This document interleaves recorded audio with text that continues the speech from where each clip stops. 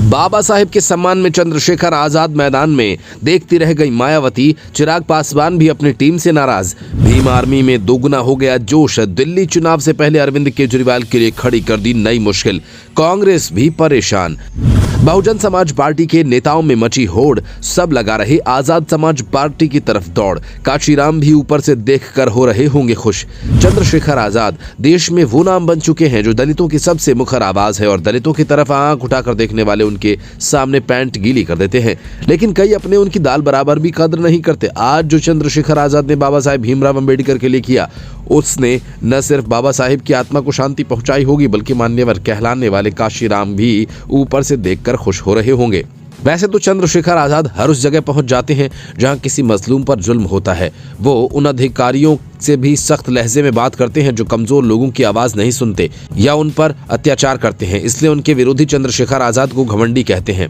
BSP के लोग ये प्रचार करते हैं कि चंद्रशेखर अपनी राजनीति चमकाने के लिए दलित युवाओं का इस्तेमाल कर रहे हैं और उन पर मुकदमा लगवा रहे हैं। वो महापुरुषों का सम्मान केवल दिखावे के लिए करता है। लेकिन आज एक तस्वीर ने उनके विरोधियों के आगे धागे खोल दिए।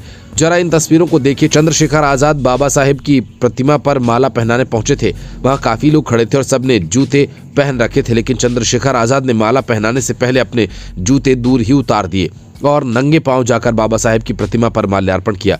अब बताइए, कोई कह सकता है कि चंद्रशेखर आजाद अपने महापुरुषों की इज्जत नहीं करते? रही बात युवाओं पर मुकदमा लगवाने की, तो खुद युवाओं से सुन लीजिए कि वो इस बात का क्या जवाब देते हैं। बहन जी के साथ मुस्लिम जो है जाने के लिए तैयार नहीं है। क्या अच्छा लगता है चंद्रशेखर आजाद? चंद्रशेखर का तो नाम ही काफी है। बहन जी कभी ये नहीं सोचती कि कोई नया आदमी नेता बन जाए। ये दलित मुस्लिम को एक साथ, बल्कि सर्व समाज को साथ लेकर चलने का काम कर रहे हैं।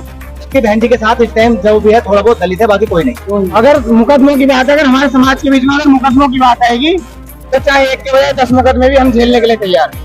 बहन जी इस समय बिल्कुल साइलेंट है क्योंकि उन्हें जो है अब जो है मिशन से भटक चुकी है। अब मिशन पे काम नहीं कर रही हैं। अब मिशन पे जो काम कर रहे हैं वो माननीय चंद्रशेखर आजाद कर रहे हैं। चंद्रशेखर आजाद हमेशा कहते हैं कि घर में बैठकर क्रांति नहीं आती। इस देश में 3 दलित युवा नेता हैं जो अपने आप को राजनीति में स्थापित करने की कोशिश कर रहे हैं। चंद्रशेखर आजाद, चिराग पासवान और मायावती के भतीजे आकाश आनंद। लेकिन सवाल ये कि क्या इन तीनों में से किसी के पास वो ताकत है जो पूरे देश में दलितों का मसीहा बन सके?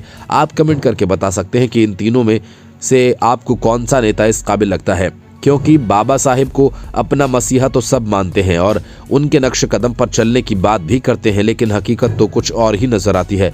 आज़ादी के बाद अब तक जितने भी दलित नेता हुए, उनमें काशीराम जैसे कुछ नामों को अगर छोड़ दिया जाए तो सबने पहले अपना घर देखा, उसके बाद वक्त मिला तो समाज के बारे में सोचा।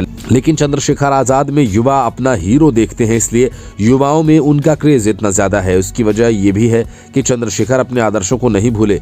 उन्होंने जेल काटी, कष्ट सहे, पर अपने आदर्शों से समझौता नहीं किया। इसलिए कोई बड़ा नेता उनको कभी अपने साथ लेने को तैयार नहीं होता, क्योंकि वे जानते हैं कि एक दिन ये युवा लीडर सबको किनारे लगा देगा।